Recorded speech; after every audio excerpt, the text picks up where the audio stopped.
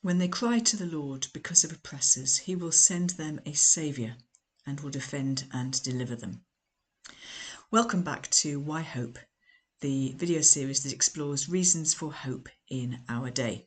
Now we have entered Advent, the run-up to Christmas. And in this Advent, I wanted to run a short series, a 4-week series called Hidden in Plain Sight.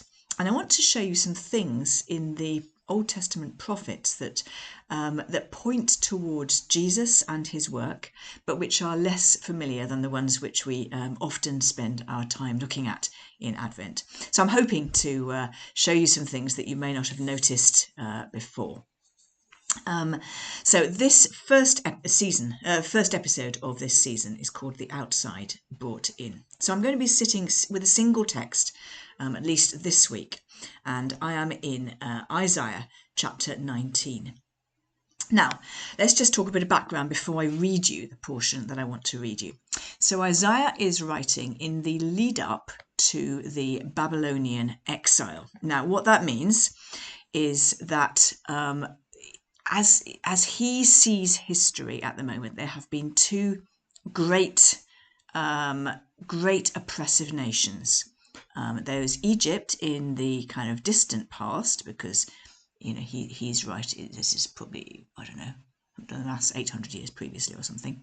That was when God's people were slaves in Egypt. Okay, and then much more recently, Assyria is a great and violent empire that has been conquering some of the cities in the northern half of the divided nation, and indeed has been threatening Judah as well. I think at the time that Isaiah was writing, actually Assyria has already conquered the northern nation called Israel. And Judah is under threat from Assyria.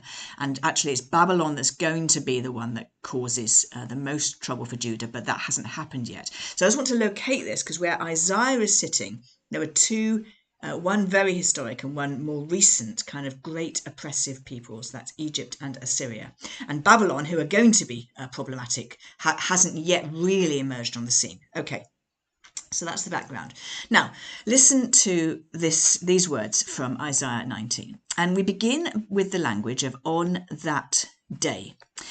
And I may have mentioned this early on in this series. I can't remember now. But when we read, sometimes we read the language of the day of the Lord, or sometimes we read the language of "on that day." The prophet is seeing something in the future, a day of God's decisive action. He doesn't necessarily know when that is, whether that is near or far. It's simply a moment when God is going to step in and do something decisive.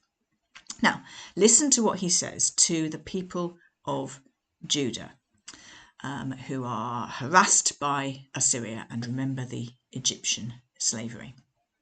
On that day, there will be 5 cities in the land of Egypt that speak the language of Canaan and swear allegiance to the Lord of hosts.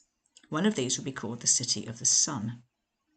On that day, there will be an altar to the Lord in the centre of the land of Egypt, and a pillar to the Lord at its border. It will be a sign and a witness to the Lord of hosts in the land of Egypt. When they cry to the Lord because of oppressors, he will send them a saviour and will defend and deliver them.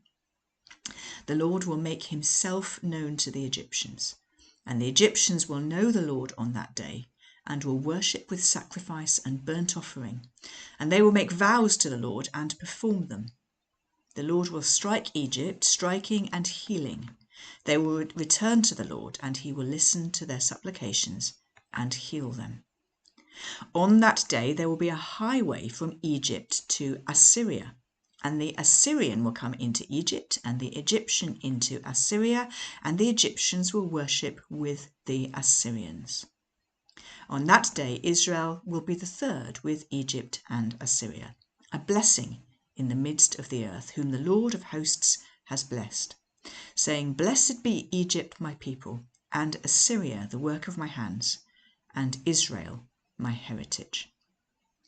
Now this is jaw-dropping, I think, and I think we often miss this because of some of the more extraordinary, the more glorious promises, perhaps more obviously glorious promises that Isaiah in particular and some of the other prophets offer And I think maybe we miss this. Isaiah, in these chapters, he's talking about a lot about kind of some of the other pagan nations. He's kind of bringing words of judgment. It feels like almost like we're reading a newspaper from long ago that we don't really quite understand what's being referred to. And sometimes maybe therefore we kind of skip on to some of the more obvious highlights. But I want us just to notice this extraordinary moment in Isaiah 19. Because Isaiah, who is one of God's covenant people, he is, a descendant of Abraham, and he lives within God's covenant community, who are all descendants of Abraham. And yet, at this point, he has this extraordinary oracle. And the oracle is that there will be worship of the Lord in these, not just in these lands that are traditionally pagan. I mean, that itself would be amazing.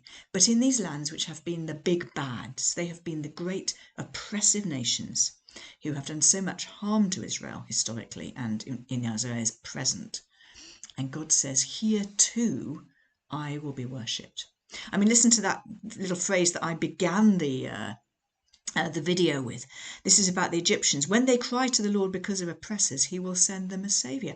That is very, very like the language that is used of Israel, who was being oppressed by Egypt. They cried out to the Lord and he sent them a saviour, Moses. And so here Isaiah is God is expanding Isaiah's vision, and Isaiah is expanding the vision of his listeners to a God who will be worshipped far beyond the confines of the nation of Judah and Israel and the people of Judah and Israel. A God who will be worshipped not even just by the kind of good pagans, if you like, that Ruth was. Ruth, that you remember, was a Moabitess. She would have worshipped the god Chemosh, and then she becomes incorporated into Israel and becomes a worshipper of the true God, and becomes part of David's own family tree. So we've already grappled with that, but Ruth was a good person, and here we've got the bad guys. We've got the Egyptians and the Assyrians, and God's love is big enough to enfold them.